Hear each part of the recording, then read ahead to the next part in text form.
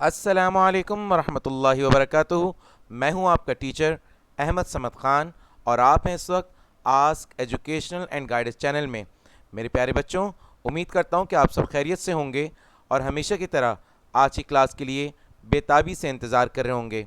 जैसा कि आपको मालूम है कि उर्दू की क्रैश कोर्स के अंदर इस वक्त हम लेकर आए हैं आपके पास एपिसोड नंबर 6 यानी किस्त नंबर 6, जो कसीरुल इंतखाबी सवालात 10 मल्टीप्लाई बाई 10 यानी 100 MCQs आपको हर क्लास के अंदर हम बता रहे होते हैं और आपकी तैयारी करा रहे हैं इस पेपर पैटर्न के, जो कि 2021 के पैटर्न पेपर में आपको बताया गया है कि 50% कसीरुल इंतखाबी सवालात आएंगे, जो कि हर आपने MCQs को 45 सेकंड के अंदर हल करना होगा। तो मेरे प्यारे बच्चों, ये किस वक्त मुमकिन है कि हम 45 सेकंड यानी 45 सेकंड के अंदर एक MCQs को हल कर सकें? वो तरीक़ेकार यही है जो इस वक्त हम यहाँ आपको करा रहे हैं, यानी बार बार की मश्क, बार बार का डिस्कशन, एक चीज़ का तबादला ख्याल। इसके नतीजे में इंशाअल्लाह ताला हम पेपर के अंदर इस बात पे कामयाबी हासिल कर लेंगे कि हम एक MCQs को 45 नहीं बल्कि 25 सेकंड के अंदर उसका जवाब तलाश करके हम उसको तहरीर करने के काबिल बन जाएंगे।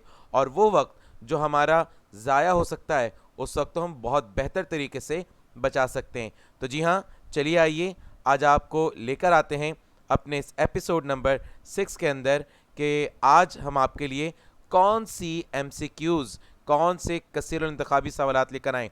पिछली दफ़ा हमने 34 और 35 यानी 34 और 35 को हमने सॉल्व किया था और उसी के साथ हमने आपके साथ ढेरों सारी MCQs हमने इनके असबाग से मुतालिक हमने आपके सामने लेकर आए थे और उनको अपना मौजूद बहस बनाया था और उसके नतीजे में हमने बहुत कुछ सीखा था। तो आज इंशाअल्लाह ताला 36 और 37 यानी 36 और 37 ये दो आपके सामने जो खाली जगह नज़र आ रही हैं, इनका जवाब हम ढूंढते हुए इंशाअल्लाह ताला आज मैं दो नहीं 3 असबाग से मुतालिक बहुत अहम MCQs कराने जा रहा हूँ। तो आज की क्लास बहुत अहम है। अगर आपने अब तक हमारी क्लास को लाइक नहीं किया तो जल्दी से लाइक कीजिए, शेयर कीजिए, चूँकि आप जानते हैं हमारा ये सेशन सदका जारिया की बुनियाद पर होता है और रमज़ान के महीने के अंदर तो ये सदका जारिया यकीनी तौर पे इसका नैमुल बदल आपको अल्लाह ताला की जानिब से मिलेगा। तो अपने साथियों से ज़्यादा शेयर कीजिए, उनको भी ये फ़ायदा पहुँचाइए और कमेंट सेक्शन के अंदर अपने कमेंट्स करना ना भूलिए। हमें आपके कमेंट्स की अशद ज़रूरत होती है। आपके कमेंट्स की रहनुमाई के नतीजे में हम अपनी क्लासेस को और बेहतर अंदाज से आपके सामने लेकर आते हैं। तो प्यारे बच्चों, इस वक्त जो आपके सामने खाली जगह मौजूद है 36 के ऊपर कि चंद हम असर से माखूज शामिल निसाब खाका डैश है, जो डैश की तहरीर करदा है। अच्छा, यहाँ पर मैंने आपसे पहले भी दरख्वास्त की है कि जब भी आप यहाँ पर बैठें तो अपनी किताब, कलम, कॉपी, ये तमाम चीज़ें जो है वो आपके सामने मौजूद होनी चाहिए। तो अगर आपने ये सबक खोला हुआ है तो आपको अच्छी तरह से अंदाज़ा होगा कि सबक आपका सफ़ा नंबर 77 यानी पेज नंबर 77 मोहसिनुल मुल्क ये चैप्टर है और इसके जो मुसन्निफ़ हैं वो हैं मौलवी अब्दुल हक, जो 1871 में पैदा होते हैं और 1961 में यानी 1961 में आपका इंतकाल होता है। और आपने मोहसिनुल मुल्क के ऊपर एक शख्सी खाका जो है वो आपने लिखा है और ये मुक़दमा तज़किरा मोहसिन से माखूज़ है और ये किताब है चंद हम असर। देखें, हम असर का जब मतलब यहाँ पर अगर आप देखें, ये असर आइन स्वादरे वाला असर है, यानी असर के मायने ज़माने के हैं और हम असर उस ज़माने के जो एक साथ लोग हैं, यानी मौलवी डिप्टी नज़ीर अहमद दहलवी जो हैं, मौलवी अब्दुल हक जो हैं, मौलवी अब्दुल हक जो हैं जिन्हें हम बाबाए उर्दू कहते हैं, ये अपने ज़माने के साथियों का तज़किरा करते हुए बताते हैं। चंद हम असर किताब का नाम है और जिसके अंदर कई लोगों के तज़किरे आपको उसके अंदर मिलते हैं और इसके अंदर मुक़दमा तज़किरा मोहसिन यानी मोहसिनुल मुल्क साहब का जो तज़किरा, उसका जो मुक़दमा है यानी स्टार्टर है, जो बिल्कुल स्टार्टिंग के अंदर, इब्तिदा के अंदर जो उनके बारे में तहरीर करदा है। यहाँ मैं आपकी एक वजाहत करता चलूँ बेटा कि देखिए, एक होता है शख्सी खाका और एक होता है सवाने उम्री। इन दोनों के अंदर एक बहुत वाज़ेह फ़र्क आपको मालूम होना चाहिए। शख्सी खाका आपने एक ऐसा मजमून लिखा जिसके अंदर 2, 4, 5 सफ़ों के अंदर एक शख्सियत को आपने वहाँ पर बयान करने की कोशिश की ان کے چیدہ چیدہ خاص باتوں کا آپ نے حوالہ دیا اور ان کی شخصیت کو آپ نے یہاں پر دکھایا، ان کے تمام خوبیوں کو یہاں پر آپ نے بیان کیا، جو خاص خاص باتیں ہو سکتی ہیں جو 3 سے 4 5 صفحوں کے اندر مشتمل ہو سکتی ہیں. تو یہ تو ہو جائے گا ایک شخصی خاکہ. لیکن سوانح عمری جو ہے آپ یوں سمجھ لیجئے کہ بچپن یعنی پیدائش سے لے کر وفات تک آپ کی زندگی کے ہر پہلو کا احاطہ کیا جاتا ہے. اس میں ہر زاویے کے اوپر بات کی جاتی ہے. آپ کی تعلیم، آپ کی خدمات، آپ کے تمام کارناموں کو جو ہے زیر بحث لایا جاتا ہے اور ہر آپ کے خوش کن پہلو کو جو ہے لوگوں کے سامنے لایا جاتا ہے. وہ ایک ضخیم کتاب کی صورت میں ہوتا ہے، ایک اچھی موٹی تازی کتاب کی صورت میں ایک سوانح عمری جو ہے وہ مرتب کی جاتی ہے. لیکن سوانح خاکہ جو ہے وہ آپ 2 سے 4 5 صفحوں میں ایک شخصیت کے اوپر جو ہے چند خاص خاص نکات کو مد نظر رکھتے ہوئے آپ اس شخصیت کو جو ہے لوگوں کے سامنے منظر عام پر لے کر آتے ہیں. تو یہاں پر جیسا کہ ہم نے کہا کہ چند ہم اثر جو ہے سے ماخوذ شامل نصاب کون سا ہے؟ محسن الملک ہے. اور اس کے مصنف کون ہیں؟ اس کے مصنف ہیں مولوی عبدالحق. اور جیسا کہ میں نے آپ کو بتایا کہ 1871 اور 1961 یعنی لگ بھگ آپ نے 90 سال کی عمر جو ہے ماشاءاللہ آپ نے پائی تھی. اور آپ کا جو لقب ہے وہ بابائے اردو یعنی مولوی عبدالحق. آپ کو یہاں بتاتا چلوں بچوں کہ نیپا چورنگی پر آپ نے ایک بہت بڑی یونیورسٹی فیڈرل اردو یونیورسٹی کے نام سے آپ نے دیکھی ہوگی. یہ فیڈرل اردو یونیورسٹی جو ہے یہ تو گلشن کیمپس ہے، لیکن اگر آپ صدر میں جائیں سول اسپتال کے پاس تو وہاں پر اس کا جو عبدالحق کیمپس وہاں پر موجود ہے. اور عبدالحق کیمپس جو ہے وہ پہلے کالج ہوا کرتا تھا. اس کا بیج جو ڈالا تھا اس کالج کا جو لگایا گیا تھا وہ مولوی عبدالحق نے لگایا تھا.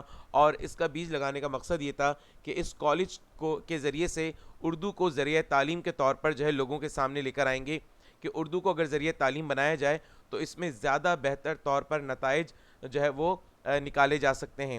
اور آپ نے کامیاب تجربہ کیا تھا اور آپ نے اپنی زندگی میں چاہا کہ یہ یونیورسٹی کا درجہ اختیار کر جائے، لیکن آپ کی زندگی کے اندر یہ معاملہ نہ ہو سکا. اور آپ کی زندگی کے بعد الحمدللہ یہ جو وفاقی اردو کالج تھا اس کو وفاقی اردو یونیورسٹی کا درجہ دے دیا گیا.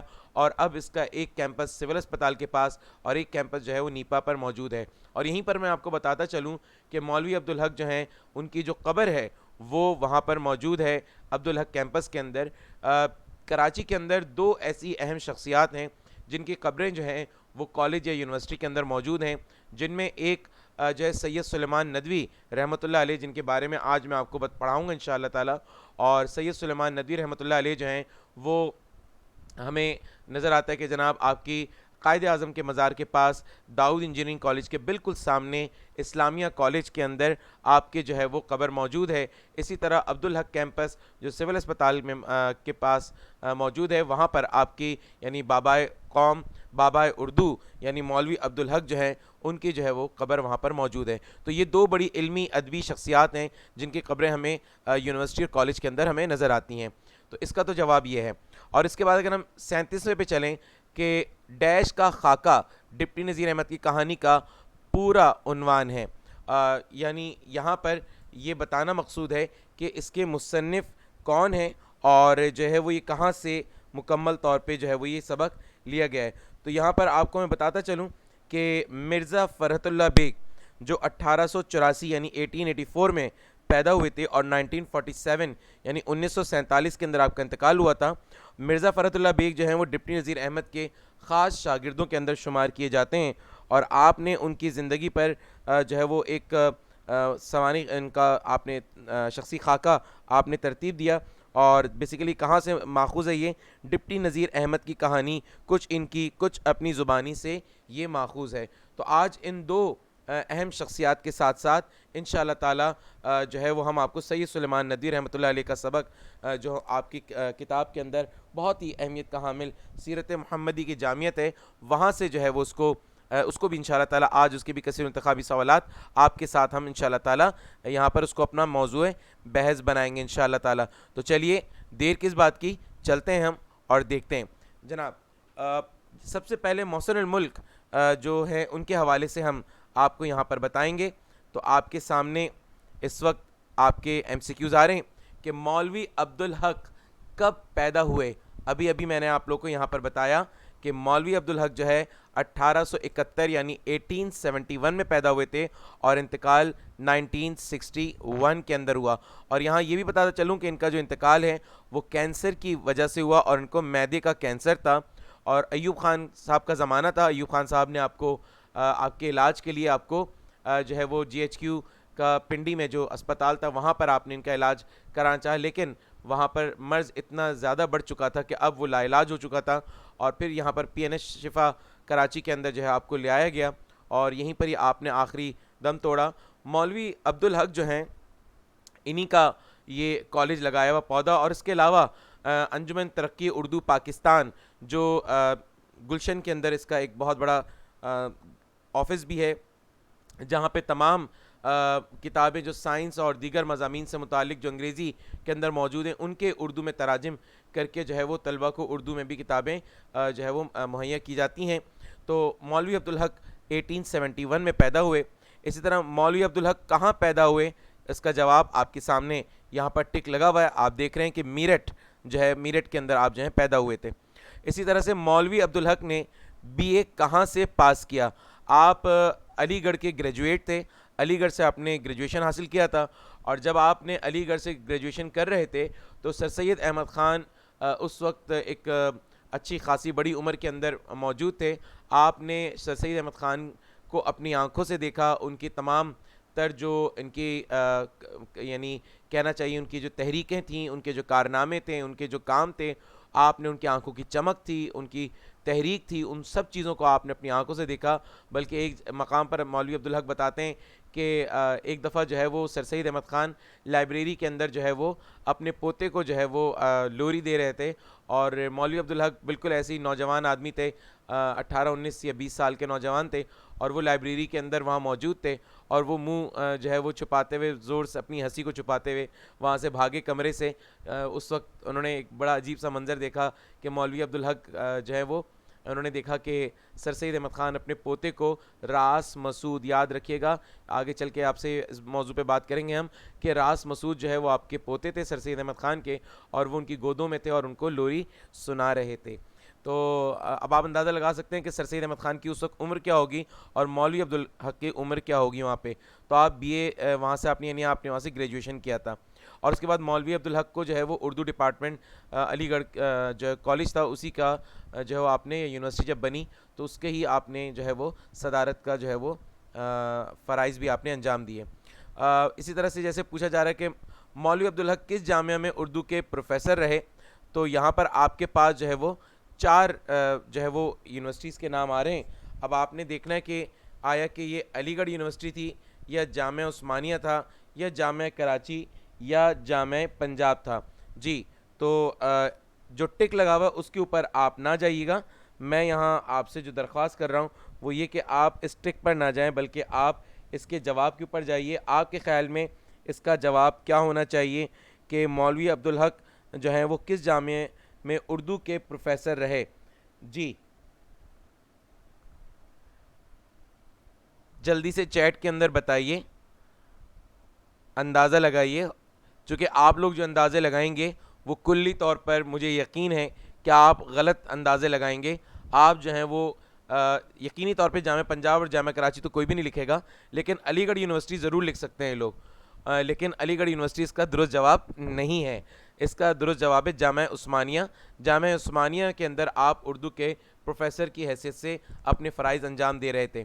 اسی طرح سے مولوی عبدالحق جو ہے وہ انجمن ترقی اردو کے سیکٹری کب رہے, تو اس کا جواب نمبر آپ دیکھیے کہ الف اس کا جواب ہے, یعنی 1912 کے اندر آپ انجمن ترقی اردو جو ہے اس کے سیکٹری رہے آپ 1912 یعنی 1912 کے اندر.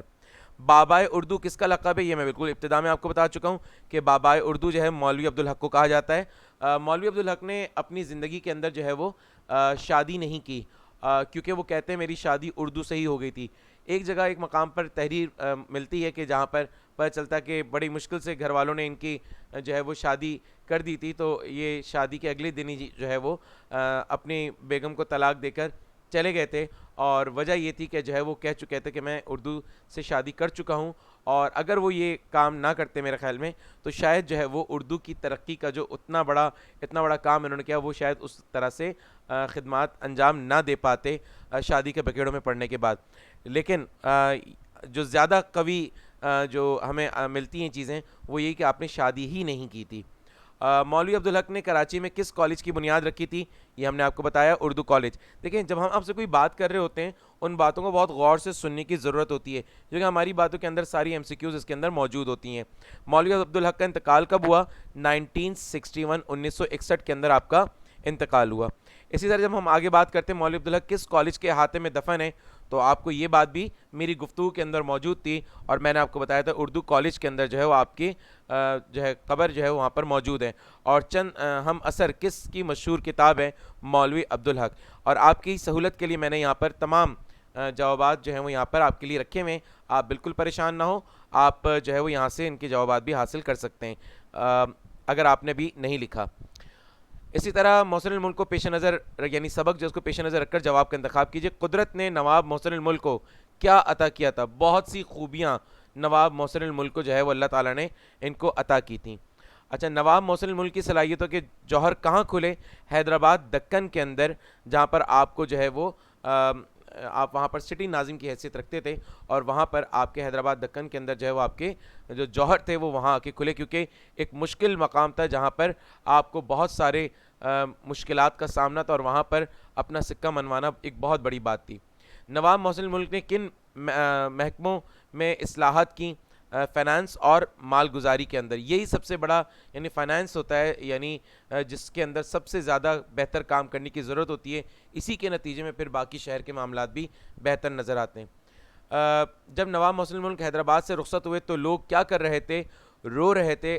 جب آپ کو رخصت کر رہے تھے ریلوے اسٹیشن پر, لوگ کا زار و قطار تھا, ٹھٹ کا ٹھٹ لگا ہوا تھا لوگوں کا, اور لوگ رو رہے تھے کہ ہم ایک عظیم رہنما سے جو ہے وہ محروم ہو رہے ہیں.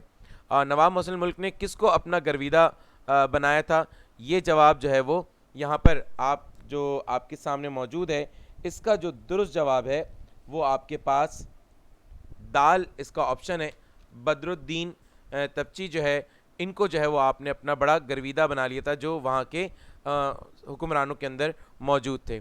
نواب محسن الملک کی تقریر کا انداز کیسا تھا؟ بہت دلکش, بہت خوبصورت انداز تھا ان کا.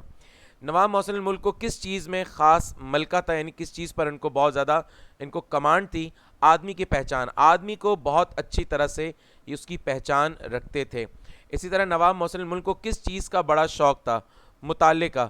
یقین جانیے جو لوگ مطالعہ کرتے ہیں وہ لوگوں پر اپنی بہت عرصے تک دھاک بٹھا کے رکھتے ہیں. جن کا علم بہت زیادہ ہوتا ہے وہ لوگوں پر اپنی علمیت کا, اپنی ذہانت کا, اپنی فطانت کا جو ہے وہ اظہار کرتے رہتے ہیں. تو یہاں پر نواب محسن الملک جو ہیں وہ ان کو مطالعے کا جو بے حد شوق تھا.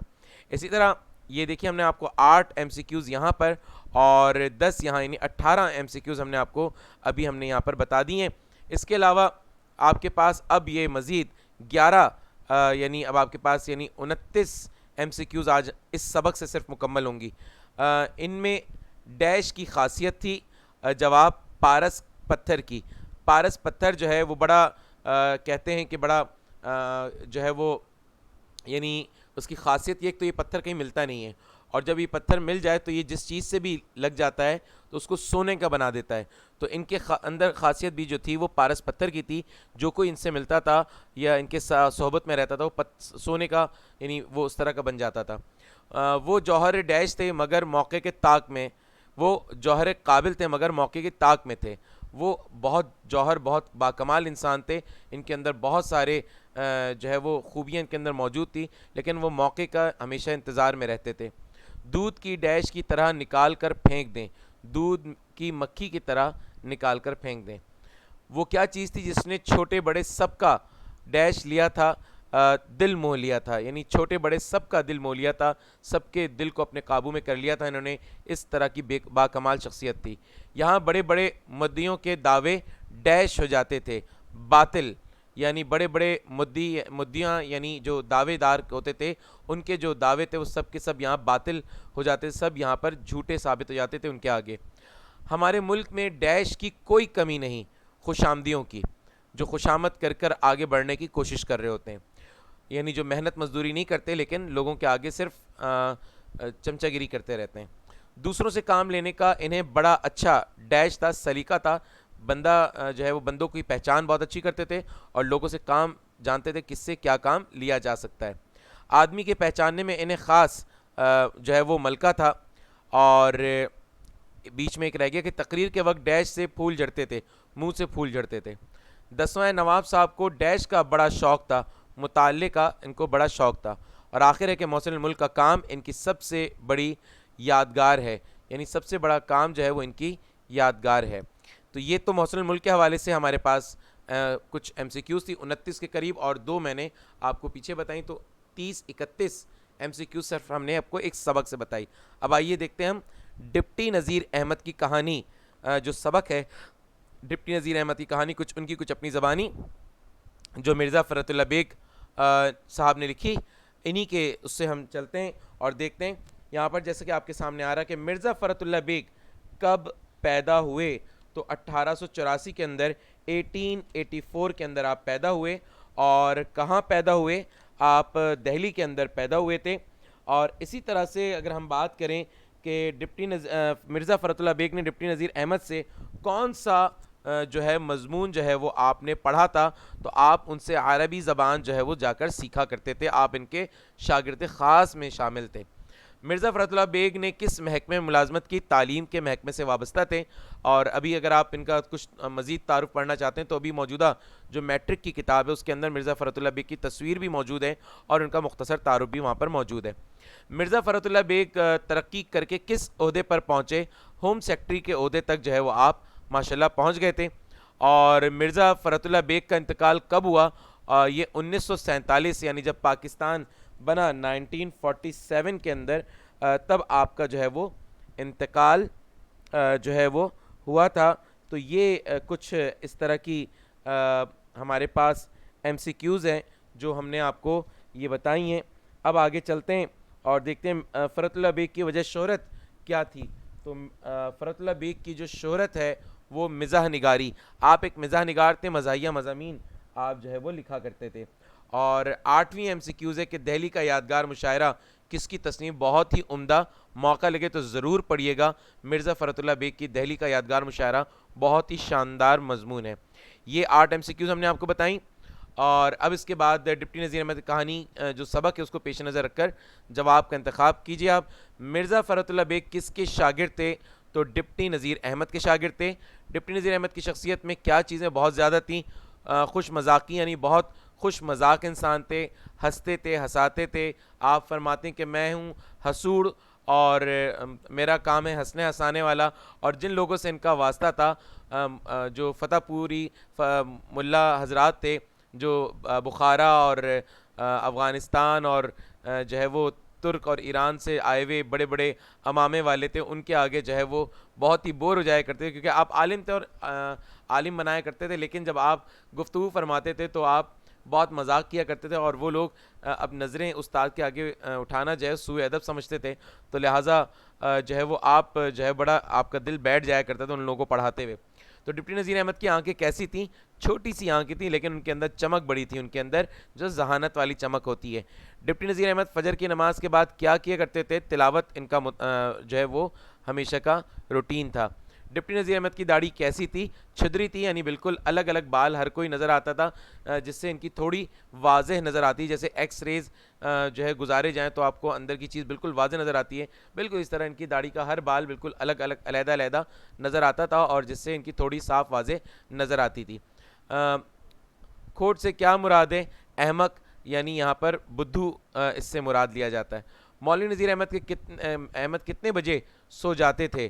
تو 10 بجے جو ہے وہ آپ جا کے سو جایا کرتے تھے. اسی طرح اگر ہم بات کریں آگے کہ سبق کے متن کو اگر ذہن میں رکھیں اور مناسب الفاظ کی مدد سے خالی کو پر کریں, تو مولوی صاحب کی کوئی بات نہ تھی جس میں کس کا پہلو نہ ہو؟ خوش مذاقی کا پہلو اس کے اندر موجود نہ ہو. توند اس قدر بڑھ گئی تھی کہ گھر میں ازار بند باندھنا بھی بے ضرورت ہی نہیں بلکہ تکلیف دہ سمجھا جاتا ہے. یہاں پر ازار بند آئے گا.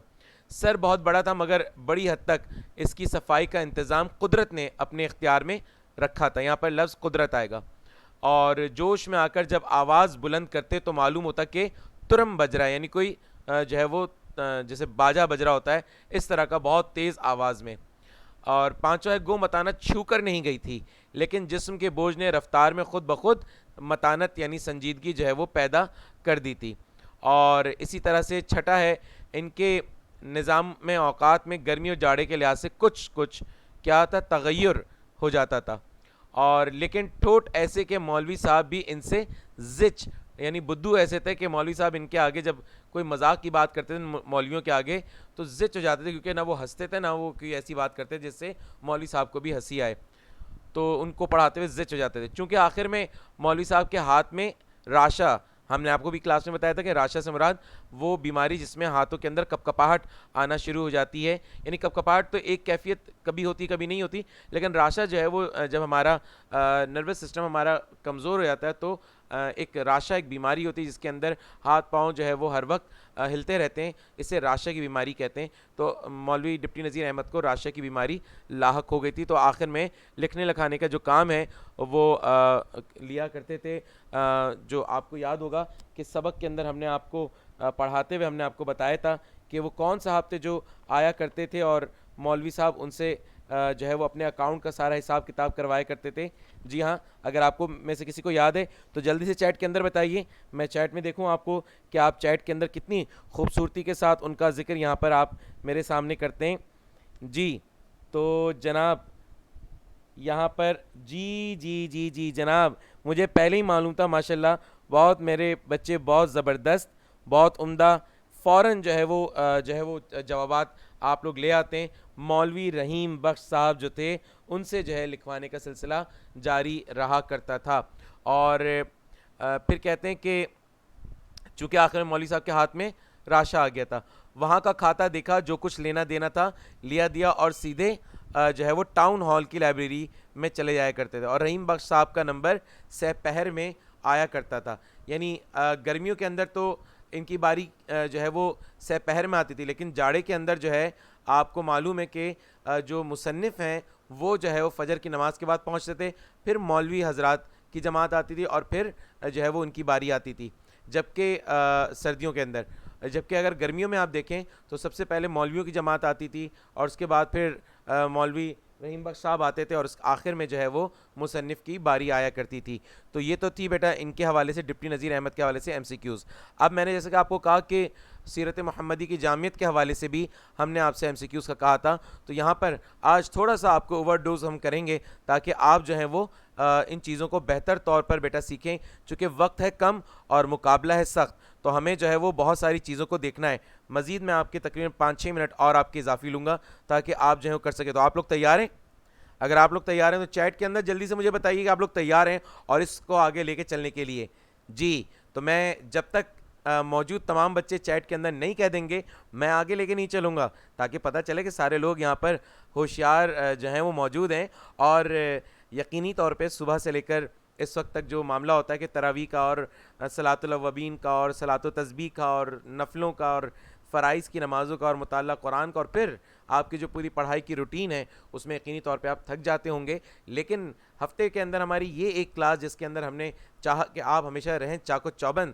جی ہاں ماشاءاللہ بڑی تعداد کے اندر بچوں نے یہاں پر کہہ دیا کہ سر آپ کنٹینیو کریں، ہم آپ کے ساتھ تیار ہیں۔ مجھے ایسے ہی بچے چاہیے ہوتے ہیں کیونکہ یقینی طور پہ میں بھی تھک چکا ہوتا ہوں، لیکن آپ لوگوں کے اس جوش کی وجہ سے میرا بھی جوش بڑھتا ہے اور میرا بھی دل چاہتا ہے کہ اپنے بچوں کو اور مزید بہتر سے بہتر۔ تو آج میں ارادہ کر کے ہی بیٹھا تھا کہ آج میں آپ لوگوں سے پوچھ کے انشاءاللہ تعالیٰ تیسرا سبق بھی آپ کے سامنے پیش کروں، کیونکہ میں اپنے بچوں کی کسی طرح بھی کمزوری نہیں چاہتا، میں چاہتا ہوں کہ ان کی کمزوری کو ہر طرح سے ہم دور کر دیں اور چیزوں کو بار بار ڈسکس کریں، بار بار جو ویڈیوز ہماری بن چکی ہیں ان ویڈیوز کو بار بار دیکھیے، اور جو ویڈیوز وقت ہماری چل رہی ہے اس کو بعد میں بار بار دیکھیے، تاکہ آپ کی چیزیں آپ کے جو ہے مطالعے کا حصہ رہیں، آپ سنتے رہیے، لوگوں کو بتاتے رہیے، تاکہ آپ کو یہ چیزیں یاد رہیں گی۔ جب آپ کی گفتگو کا حصہ رہیں گی یہ چیزیں تو آپ کو ہر وقت یاد رہیں گی۔ اسی طرح سے اب اگر ہم آگے چلتے ہیں تو دیکھتے ہیں کہ سید سلیمان ندوی کب پیدا ہوئے، تو آپ 1884 یعنی 1884 کے اندر پیدا ہوئے تھے۔ سید سلیمان ندوی کس بلند پایہ ہستی کے شاگرد تھے؟ علامہ شبلی نعمانی، جنہیں شمس العلماء کا خطاب دیا گیا تھا اور جن کا شمار خواص خمسہ کے اندر ہوتا ہے، اور سیرت النبی جو ہے مارکۃ الآراء کتاب، جو دنیا کی 10 بڑی سیرت کی کتابوں میں سے ایک کتاب ہے، وہ علامہ شبلی نعمانی صاحب نے ان کی جو ہے 2 جلدیں لکھی تھیں اور باقی کی 4 جلدیں سید سلیمان ندوی رحمۃ اللہ علیہ نے لکھی تھی۔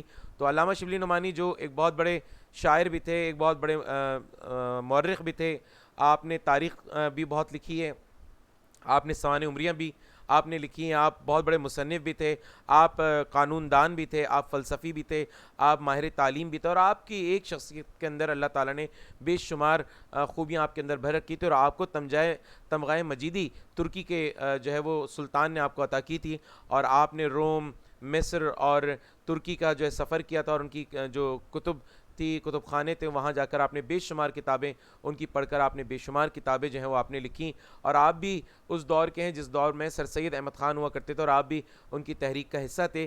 تو علامہ شبلی نعمانی جو ہے وہ استاد تھے اور شاگرد ان کے سید سلیمان ندوی رحمۃ اللہ علیہ، اور جس طرح کے استاد تھے ویسے ہی ان کے شاگرد بھی تھے۔ اسی طرح سے سیرت النبی کتنے حصے سید سلیمان ندوی نے تالیف کیے، یعنی انہوں نے تحریر کیے تھے 4، اس کی کل کتنی جلدیں تھیں؟ 6 جلدیں تھیں، جن میں سے 2 علامہ شبلی نعمانی نے لکھی اور 4 جو ہے وہ سید سلیمان ندوی نے لکھی۔ اس طرح سید سلیمان ندوی کی تصنیف یاد رفتگاں کا موضوع کیا ہے؟ اس میں خاکیں ہیں، جس میں شخصیت کے حوالے سے شخصی خاکیں اس کے اندر ہمیں ملتے ہیں۔ سید سلیمان ندوی نے کس رسالے کا اجرا کیا تھا؟ معارف کے نام سے جو ہے وہ آپ نے رسالہ جو ہے جاری کیا تھا۔ اسی طرح ہم فرماتے ہیں کہ سید سلیمان ندوی کا انتقال کب ہوا؟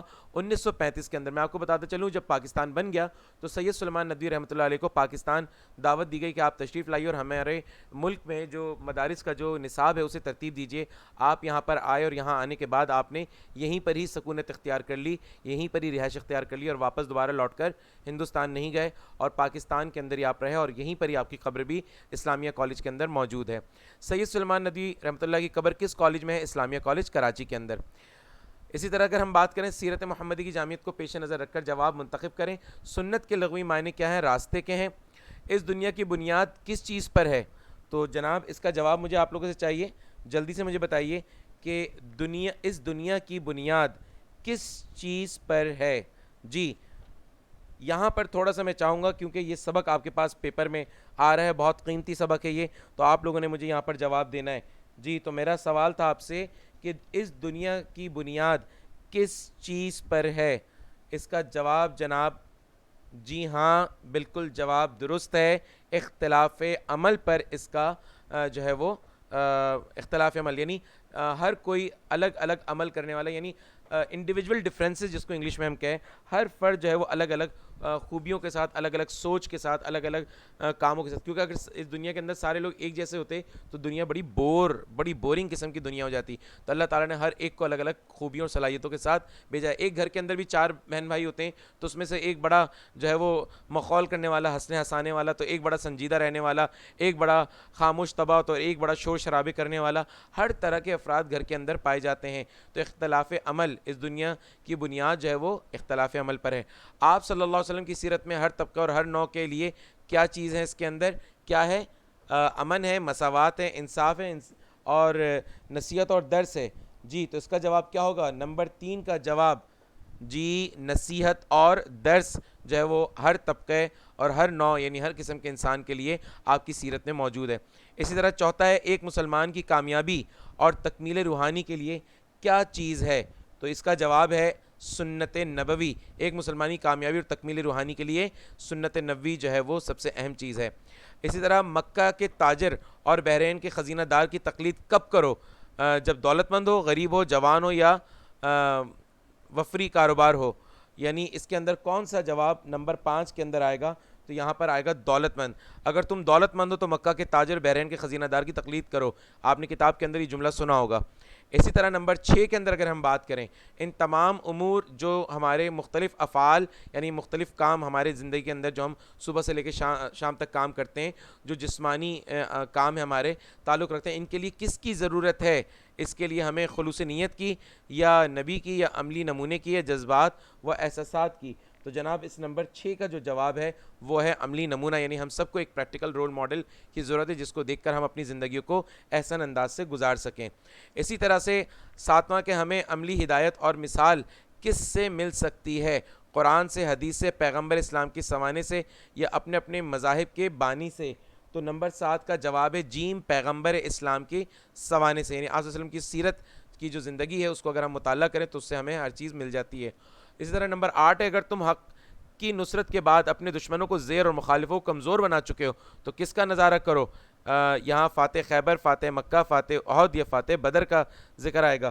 تو یہاں پر میں بتاتا چلوں نمبر 8 کا جواب ہے بے، یعنی فاتح مکہ، یعنی جس طرح سے آپ نے فتح مکہ کے اندر آپ نے اپنے مخالفوں کو جس طرح سے معاف فرما دیا تھا، یہ واقعی اگر تم حق کی نصرت کے بعد اپنے دشمنوں کو زیر اور مخالفوں کو کمزور بنا چکے ہو، یعنی اب مخالف آپ کے دشمن اب آپ کے کمزور ہو چکے ہیں، تو کمزوروں پہ اپنی تلوار دکھانی ہے، کمزوروں پر اپنا رحم دکھانا ہے، تو آپ نے کمزوروں پر اپنا رحم دکھایا تھا جیسے آپ نے فاتح مکہ کی حیثیت سے شہر میں داخل ہونے کے بعد۔ یہ ہیں آپ کے پاس سارے جوابات۔ اور اسی طرح سے آخری یہاں پر جو ہے وہ تقریباً 13 ایم سی کیوز ہیں جو آپ کو یہاں پر خالی جگہ ہیں جو میں آپ کو یہاں بتاتا چل رہا ہوں، سبق کے اندر سے ہمارے پاس یہ موجود ہیں۔ تو یہاں پر ہے سب سے پہلے خدا کی محبت کا اہل اور اس کے پیار کا مستحق بننے کے لیے ہر مذہب نے ایک ہی ڈیش بتائی ہے۔ اچھا یہ وہ جملہ ہے جو آپ کے پاس پیپر میں اقتباس کی تشریح کرنے کے لیے بھی آتا ہے، تو ہر مذہب نے ایک ہی تدبیر یعنی ایک ہی طریقہ جو ہے وہ بتایا ہے، تو یہاں لفظ تدبیر آئے گا۔ اسی طرح اسلام میں 2 چیزیں ہیں، کتاب اور سنت۔ نمبر 3 ہے اس دنیا کی بنیاد ڈیش پر ہے، اختلاف عمل پر۔ نمبر 4 اسلام تمام انسانوں کو سنت نبوی صلی اللہ علیہ وسلم کے ڈیش کی دعوت دیتا ہے، اتباع یعنی اس کو فالو کرنے کا۔ ہمیں عملی ہدایت اور مثال کی ضرورت ہے جو صرف ڈیش کی سوانے سے مل سکتی ہے، پیغمبر اسلام کی جو زندگی ہے اسی سے ہمیں مل سکتی ہے۔ نمبر 6 ہدایت کا چراغ اور رہنمائی کا نور محمد صلی اللہ علیہ وسلم کی جامعت کبریٰ کے خزانے میں ہر وقت اور ہر دم مل سکتی ہے، تو اس خالی جگہ کے اندر جو ہے وہ محمد صلی اللہ علیہ وآلہ وسلم جو ہے اس کا جواب یہاں پر آئے گا۔ اور 7واں اگر میں آپ سے کہوں کہ اگر غریب ہو تو شعیب ابی طالب کے ڈیش اور مدینے کے مہمانوں کی کیفیت سنو، تو اس 7ویں کے اندر قیدی آئے گا، اگر غریب ہو تو شعیب ابی طالب کے جو ہے وہ قیدی اور مدینے کے مہمان کی کیفیت سنو۔ 8واں ہے کہ یہاں پر اگر تم استاد ہو تو صفا کی درسگاہ کے ڈیش کو دیکھو، معلم قدس جو ہے یہاں پر جواب آئے گا۔ اور اسی طریقے سے 9واں ہے اگر فاتح ہو تو بدر حنین کے سپہ سالار پر نظر ڈالو۔ اور 10واں ہے عملی ہدایت اور مثال صرف پیغمبر اسلام کے ڈیش سے مل سکتی ہے، ان کی سوانے، یہاں لفظ آئے گا سوانے۔ اور 11واں ہے اگر تم جوان ہو تو مکے کے ایک چرواہے کی سیرت کو دیکھو، چرواہا اس کو کہتے ہیں جو بکریاں چراتا ہے۔ اور 12واں ہے یہاں پہ اگر سفری کاروبار میں ہو تو ڈیش کے کاروان سالار کی مثالیں ڈھونڈو، بصرے کے کاروان سالار کے جو ہے مثالیں تلاش کرو۔ اور 13واں ہے ابو سفیان جو حضرت صلی اللہ علیہ وسلم کے سب سے بڑے حریف یعنی دشمن تھے، فتح مکہ کے دن حضرت عباس کے ساتھ کھڑے ہو کر اسلامی لشکر دیکھ رہے ہیں۔ تو یہ بیٹا تھا ہمارے پاس، آج ہم نے آپ کو 3 چیپٹرز جو ہیں وہ ہم نے آپ کو یہاں پر کرائیں، تو امید کرتا ہوں کہ آج آپ نے اس کو جو ہے وہ بہت پسند کیا ہوگا اور بہت ساری معلومات آج آپ نے اکٹھی کی ہوں گی۔ اگر آپ نے ہمارے آج کے اس لیکچر کو پسند کیا ہے تو جلدی سے چیٹ کے اندر مجھے بتائیے، اگر آپ زندہ باد لکھیں گے اس کا مطلب آپ نے آج ہماری کلاس کو بہت زیادہ پسند کیا ہے، تو جلدی سے زندہ باد کہیے تاکہ میں آپ کے زندہ باد کے نعروں کے بعد میں یہاں سے رخصت ہوں گا اور آپ سے اجازت مانگوں گا اگلے ہفتے تک کے لیے۔ تو یہاں میں آپ کے زندہ باد کے چیٹ کا انتظار کر رہا ہوں۔ جی ہاں، چیٹ آنا شروع ہو گئی ہے بہت تیزی کے ساتھ۔ میرے پیارے بچے ہمیشہ کی طرح زندہ باد کے نعرے لگاتے ہوئے خدا حافظ بھی کر رہے ہیں۔ آپ سب کو سر احمد سمد کی جانب سے آج کی اس کلاس میں خدا حافظ، اللہ حافظ۔ انشاءاللہ ملیں گے پھر اگلے ہفتے اسی کلاس میں نئے سبق کے ساتھ، نئی ایم سی کیوز اور نئی کثیر انتخابی سوالات کی تیاری کے ساتھ۔ اور ہاں، اگلے ہفتے میں انشاءاللہ تعالیٰ اب تک کے پڑھائے جانے والے تمام اسباق کی میں لوں گا آپ سے آزمائش، کلاس کے بعد انشاءاللہ تعالیٰ آپ کا ٹیسٹ لیا جائے گا، تو بھولیے گا نہیں، ٹیسٹ کے لیے تیار رہیے گا۔ ہم آپ کو جو ہے اسی طریقے سے ہم آپ کو انشاءاللہ تعالیٰ آپ کے واٹس ایپ نمبر پر آپ کو ٹیسٹ بھیج دیں گے، اور آپ نے جلد از جلد میرے واٹس ایپ نمبر پر آپ نے رزلٹس کو لکھ کر مجھے بھیجنا ہوگا، اور سب سے پہلے آنے والے 10 کامیاب طلبہ کو جو ہے وہ انشاءاللہ تعالیٰ ملے گی سر احمد صمد کی طرف سے ڈھیروں ساری دعائیں، اور ان کے نام لگائے جائیں گے واٹس ایپ گروپ کے اندر۔ اسی کے ساتھ اجازت دیجیے، ملتے ہیں پھر انشاءاللہ تعالیٰ آپ سے پھر دوبارہ نئی کلاس کے اندر، جس میں انشاءاللہ تعالیٰ آپ کے لیے لے کر آئیں گے بہت ساری چیزیں۔ اجازت دیجیے، السلام علیکم ورحمۃ اللہ وبرکاتہ۔